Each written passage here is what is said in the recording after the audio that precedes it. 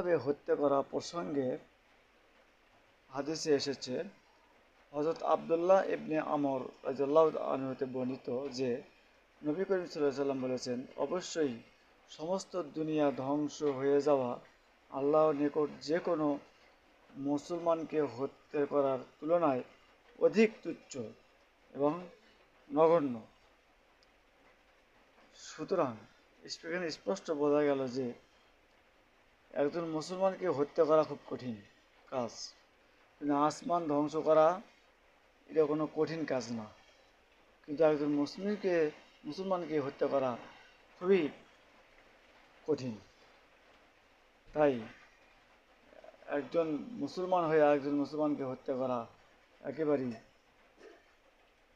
পাপ, এর জন্য রয়েছে বিরাট শাস্তি। হাদিসে এসেছে যে ব্যক্তি কোনো মানুষকে হত্যা করলো সেজন্য পুরো মানব জাতিকে হত্যা করলো। সুতরাং আমরা এই মানুষ হত্যা থেকে অর্থাৎ মুসলিম হত্যা থেকে আমরা বিরত থাকবো ইনশাআল্লাহ।